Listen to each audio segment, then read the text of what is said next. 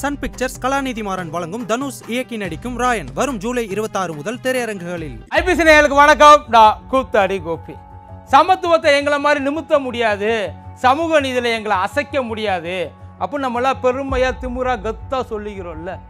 இதே ஊர்ல தான் ஐயா எங்களுக்கு சம்பளத்தை கொஞ்சம் ஏற்றி கொடுங்க ஐயா அப்படின்னு சத்தம் போட்டு வாய் விட்டு கேட்டதுக்கு சர்க்காரே வாய்க்கரிசி போட்டது. அப்படி தான் சொல்கிறாங்க. ஒரு 17 பேர், அதில் 2 பெண்கள், ஒரு 2 வயசு குழந்தை சம்பளத்தை கொஞ்சம் கூட ஏற்றி கேட்டதுக்கு, எங்களையும் மனுஷனா மதிங்க அப்படின்னு அவங்க கெஞ்சி கேட்டுக்கிட்டதுக்கு சர்க்கார் கொடுத்த ஒரு பரிசு மாஞ்சோலை. அதாவது நமக்கு எல்லாருக்குமே தெரியும் இல்லைங்களா, இங்கே ரீசெண்டாக நமக்கு துப்பாக்கி சூடு, அதில் என்ன நடந்தது அப்படிங்கிறது எல்லாருக்குமே தெரியும். அதுக்கு முன்னாடி ஜல்லிக்கட்டு நல்ல வேலை, அதில் சாவு கிடையாது. ஆனால் இது எல்லாத்துக்கும் முன்னோடியாக தமிழ்நாட்டில் இந்தியாவுக்கு ஒரு ஜாலியன் வாலாபாக் மாதிரி தமிழ்நாட்டுக்கு ஒரு மாஞ்சோலை. அந்த மாஞ்சோலைக்கு இப்போ நம்ம பயலெல்லாம் போவாங்க, அதாவது ட்ரெக்கிங் போவாங்க, என்ஜாய் பண்ணுறது போவாங்க. அந்த சீனரிஸ் பயங்கரமாக இருக்கும். பாலாறும் தேனாரும் ஓடுது பாம்பாங்க. ஆனால் 1999 ரத்த ஆறு ஓடிச்சு அங்கனுக்குள்ள. உண்மையிலேயே அது சொர்க்கம் இல்லை, அங்கே அந்த டைமில் அப்போ இருந்தவங்களுக்கு அது நரகம். முதல்ல அந்த மாஞ்சோலோட ஹிஸ்ட்ரி எல்லாருக்கும் தெரியும், இருந்தாலும் சின்னதாக ஒரு ரீகேப் பண்ணிக்கலாம். 1929 அந்த மாஞ்சோலை தேயிலை எஸ்டேட்டை BBTC, Bombay Burma trading company அப்படின்னு சொல்லிட்டு ஒரு கம்பெனி குத்தகைக்கு எடுத்தாங்க. அங்கே தலைமுறையா ஏதோ வேலை தேடி பஞ்சம் பழைக்க வந்தவங்கலாம் கிடையாது, வெளியிலேருந்து வந்தவங்கலாம் கிடையாது, புலம்பெயர்ந்த தொழிலாளர்கள்லாம் கிடையாது. தலைமுறையாக அந்த தேயிலை தோட்டத்திலேயே வேலை பார்க்குறவங்க. 1952 அது அந்த ஜமீன்தார்ட்டேருந்து எல்லாம் வந்ததுக்கப்புறம் டைரெக்டாக கவர்மெண்ட்டேருந்தே கான்ட்ராக்ட் எடுத்தாங்க குத்தகைக்கு. எப்படி தெரியுமா, கிட்டத்தட்ட 8000 ஏக்கருக்கு மேலே, ஏக்கருக்கு 10 ரூபா மீனி அவங்க அப்போ அதை ஏலத்துக்கு எடுத்தாங்க. அவங்க அங்கே வேலை பார்க்குறவங்களோட நிலைமையை முதல்ல சொல்லிடலாம். அந்த மாஞ்சோலையில் வேலை பார்க்குறாங்கன்னா அந்த தேயிலை தோட்ட தொழிலாளர்கள், அவங்க நார்மலான ஒரு லைஃப் எங்கேயுமே வாழலை. மலை மேலே, அதாவது குளிர்காலத்தில் நமக்கு இங்கே எப்படி இருக்கும், ஆனால் அங்கே மலை மேலே இருக்கிறவங்களுக்கு எக்காலமும் குளிர்காலம் தான். எந்த காலத்துலையும் பனியில் உறைஞ்சு போகிற அளவுக்கு இருக்கும். உறைஞ்சு போகிற அளவுக்கே இருந்தாலும் உனக்கு ஒன்றும் தர மாட்டாங்க. நீ எதையுமே பொருட்படுத்தாமல் வேலை பார்க்கணும். 10ஆவதுக்கு 20 வருஷம் நீ வேலை பார்த்தாலும் அங்கே நீங்கள் ப்ரொபேஷனரி பீரியட் தான். பர்மனண்ட் எம்ப்ளாயெல்லாம் எதுவுமே கிடையாது. அங்கே வீடு தகர கொட்டாயும் மண்ணு தான். மலை மேலே உட்காந்துருக்கவங்களுக்கு மச்சி வீடெல்லாம் எதுவுமே கிடையாது. இதை விட இன்னும் கொடுமையான விஷயம் என்ன தெரியுமா, அந்த பெண்கள் வேலை பார்க்குறாங்க இல்லைங்களா, அவங்களுக்கு இந்த பீரியட்ஸ் வரும் இல்லைங்களா, அந்த பீரியட்ஸ் வர்றப்ப அவங்க சில நேரங்களில் ஒதுங்குவாங்க. ஆனால் நான் இதுக்காகத்தான் ஒதுங்கினேன் அப்படின்னு சொல்லிட்டு அங்கே வேலை பார்க்குறாரு இல்லைங்களா சூப்பர்வைசர், அந்த சூப்பர்வைசர்கிட்ட ஆதாரம் கொண்டு வந்து காட்டணும். இதுக்கு தான் நான் போனேன். என்ன ஆதாரம்னு உங்களால் நினைக்க முடியுது இல்லைங்களா. இதுதான் அங்கே இருக்கிறவங்களோட ஆக்சுவலான நிலை. அதாவது நாங்கள் இத்தனை நாள் வரையும் கொத்தடிமையாக இருந்துட்டோம், இருந்தாலும் எங்களுக்கு பரவாயில்ல, எங்களுக்கு இனிமேலாவது நல்ல வழி கிடைக்கட்டும் அப்படின்னு சொல்லி அவங்க ரொம்பலாம் கேட்கல, 70 ரூபாயிலேருந்து 150 ரூபாய்க்கு எங்களுக்கு ஏற்றி கொடுங்கய்யா ரொம்ப வருஷமாக கேட்டாங்க. இருக்கிற எல்லா கவர்மெண்ட்டும் மாறுச்சு, அத்தனை கவர்மெண்ட்டு காலையில் விழுந்து கேட்டாங்க, எந்த கவர்மெண்ட்டுக்கும் காது கேட்கல.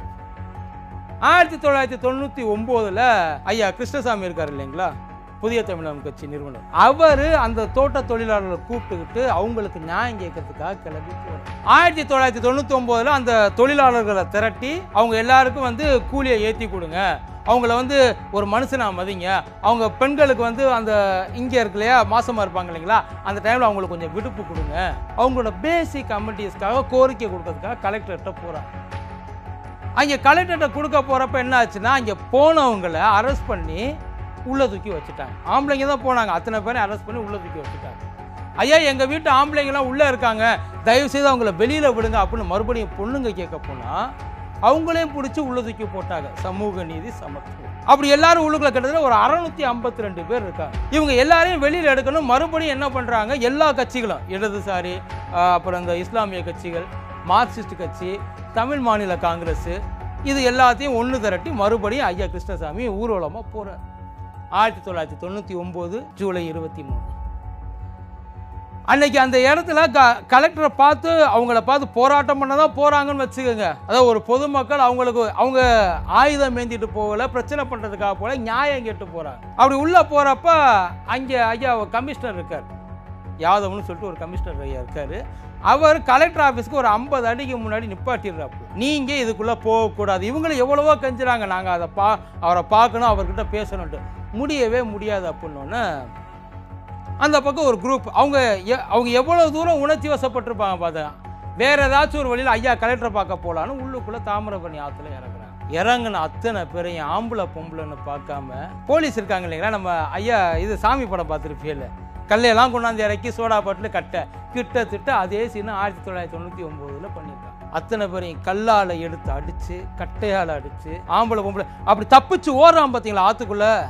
இது சொல்ல கேள்வி. ஆற்றுக்குள்ளே போகிறவனை உள்ளே பிடிச்சி அமுக்கி மூச்சு திணறடிச்சு சாகடிச்சிருக்காங்க போலீஸு. இது வந்து குறிப்பில் இருக்கு இது அத்தனையும் சொல்கிறாங்க. போலீஸு வேணும்னே கீழே இறங்கி எவ்வளவு இறங்கி பண்ண முடியுமோ அவ்வளவு இறங்கி, அதாவது ஒரு ப்ரொஃபஷனல் ரவுடி, ஒரு ப்ரொஃபஷனல் கூலிப்படை கூட இப்படி பண்ண முடியாது. அவங்கனாலும் கொஞ்சம் ஏதாவது இறக்கம் பார்த்து விட்டுருப்பாங்க. ஆனால் இவங்க கையில் கிடச்ச எல்லாத்தையுமே வந்து காலி பண்ணிட்டாங்க. அப்படி போனது தான் 17 உசுர். இப்படி ஒரு சம்பவம் நடந்ததுக்கு அப்போ ஆட்சியில் இருந்தது திமுக. எஸ், சமத்துவம் சமூக நீதி, அதே திமுக ஐயா கலைஞர் ஐயா ஆட்சியில் இருந்தார். மேலே இருந்தது அந்த காம்பினேஷன், இப்போ இருக்க அதே காம்பினேஷன். இங்கே திமுக, அங்கே பாஜக. இப்போ அவங்க கேட்டது, அதிகபட்சம் கேட்டது அவங்களோட அடிப்படை உரிமை. ஜஸ்ட்டு வந்து ஒரு மாதத்துக்கு 70 ரூபா. அதாவது 8000 ஏக்கர் வந்து ஏக்கருக்கு 10 ரூபா மேனிக்கு அந்த குத்தகை எடுத்தாங்கன்னு சொன்னோம் இல்லைங்களா. அவங்க கிட்டத்தட்ட சம்பாதிக்கிறது வருஷத்துக்கு 350 கோடி ரூபான்றாங்க. அப்போ அந்த 350 கோடி ரூபாயில் இவங்க எடுத்தாங்க பற்றியா, இவங்க எவ்வளோ செலவு பண்ணுறாங்க அவங்களுக்கு அப்படின்னா வெறும் 5 கோடி ரூபாய். இவங்க நினச்சிருந்தா அதை ரொம்ப ஈஸியாக பிரச்சனையை சமாளித்து போயிருக்கலாம். இவங்களுக்கு எல்லாம் எதுக்கு நம்ம கொடுக்கணும்? இவங்கெல்லாம் வந்து நமக்கு காசு கொடுத்து வேலை பார்க்குறதே அதிகம். இந்த காசே இவங்களுக்கு ரொம்ப ஜாஸ்தி. இவங்க இதுக்கு மேலே காசு கேட்பாங்களா? இதை கொடுத்துட்டோம்னா அப்புறம் அடிக்கடி வருவாங்க. இதெல்லாம் நம்ம படத்தில் தானே கேள்விப்பட்டிருக்கோம். இது உண்மையில் இந்த இடத்துல இருந்து 17 பேர் அதில் இறங்கி அவங்க ஃபஸ்ட்டு துப்பாக்கி எடுத்து சுட்டுருக்காங்க. மேலே 2 தடவை சுட்டுருக்காங்க. அவங்க 2 தடவை சுடுறப்போ மக்கள் ஜனம் தெரிச்சு ஓடிருச்சு. தெரிச்சு ஓடினவங்க, தப்பிச்சு ஓடினவங்கள பிடிச்சி தப்பிச்சு ஓட பார்க்குற முடிச்சுட்டாங்க. 17 பேர் செத்துட்டாங்க. இந்த 17 பேர் செத்தது கூட பிரச்சனை இல்லை. இவங்க 17 பேரும் ஒரே காரணத்துக்காக தான் செத்துருக்காங்க.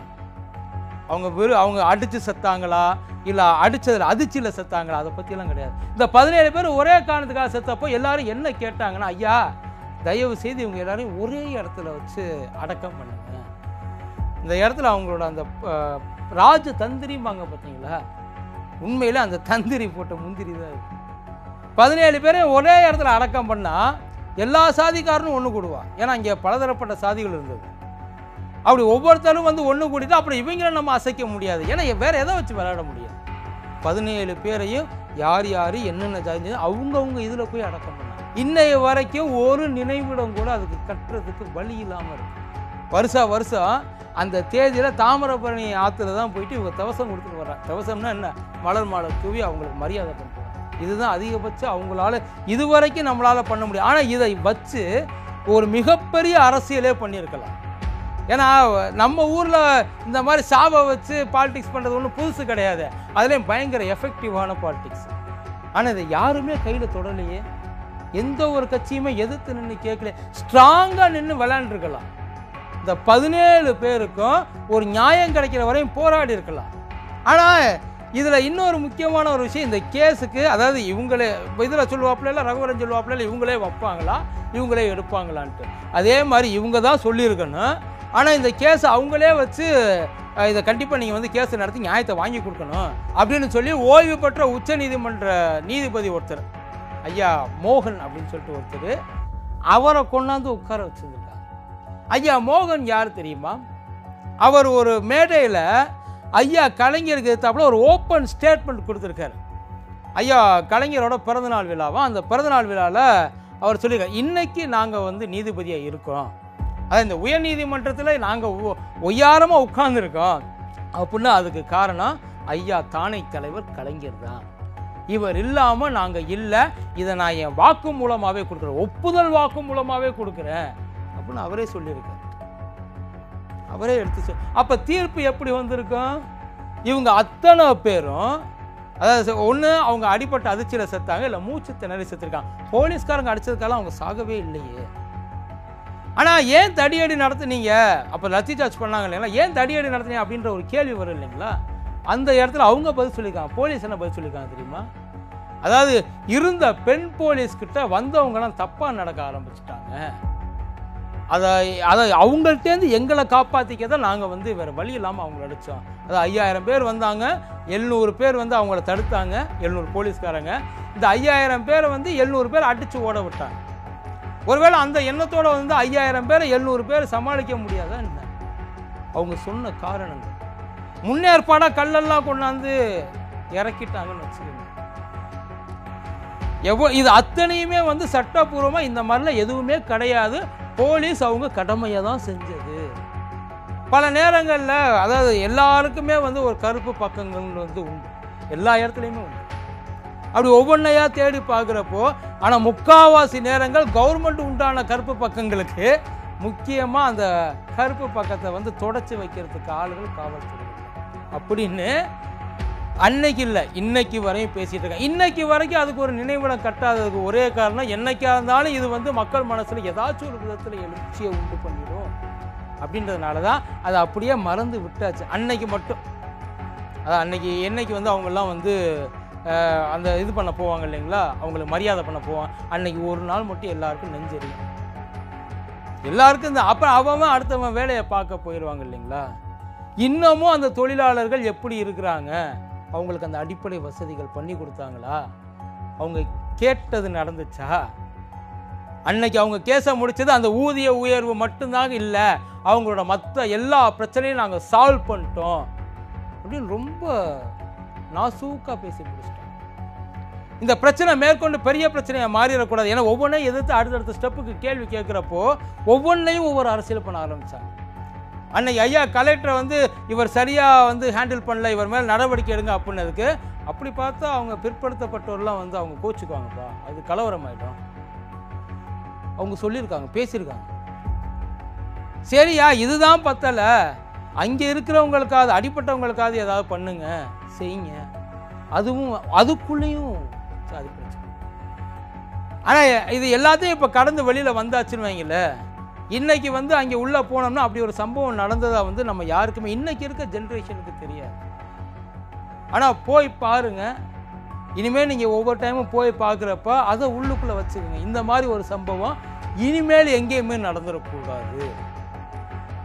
இதுக்கப்புறமும் நடந்துச்சுன்னு வைங்கள, நம்ம என்னைக்குமே அதை தடுக்கவே முடியாது. ஒருத்தன் அவனோட அடிப்படை உரிமையை கேட்கறது அவ்வளோ பெரிய குத்தமா சார்? அதான் எங்களை வாழ்நாள் முழுக்க கொத்தடிமைகளாகவே வச்சிருக்கீங்கள, எங்களையும் மற்ற மனுஷங்க மாதிரி சாதாரணமாக சுதந்திரமாக வாழ விடுங்க அப்படின்னு கேட்கறது அவ்வளோ பெரிய குத்தமா சார்? அந்த குத்தத்துக்கு தான் 17 பேரை நிற்க வச்சு செஞ்சிருக்காங்க. இதான் இல்லை இது வந்து நடந்ததான்னு கேட்டிங்கன்னா நடந்தது ஸ்டோரி மேக்கப் கேஜிஎஃப் பட ஸ்டோரி எல்லாம் கிடையாது, குக்டப்லாம் எதுவுமே கிடையாது. இது உண்மையிலேயே நடந்தது. அந்த 2 வயசு குழந்தைக்கு என்ன தெரியும்? மற்ற எல்லாரும் அந்த 16 பேரையும் விட்டுருங்க, அந்த 2 வயசு குழந்தைக்கு அந்த தண்ணியில் மூழ்கி மூச்சு விட முடியாமல் மூச்சு திணறி அந்த புள்ள செத்து போச்சு. நாங்கள் எதுக்குமே காரணம் இல்லை, இது எல்லாத்துக்குமே வந்து விதி தான் காரணம் அப்படின்னு கூட எல்லாரும் நினச்சிட்டு போயிருக்காங்க. நம்ம இந்த விஷயத்தெல்லாம் சாதாரணமாக மறந்து கடந்து போயிடலாம். மாஞ்சோட மக்களே கூட மறந்து போயிருக்கலாம். ஆனால் அந்த மண் எப்பயும் அவங்க நினச்சிக்கிட்டே இருக்கும். சன் பிக்சர்ஸ் கலாநிதி மாறன் வழங்கும் தனுஷ் இயக்கி நடிக்கும் ராயன் வரும் ஜூலை 26 முதல் திரையரங்குகளில்.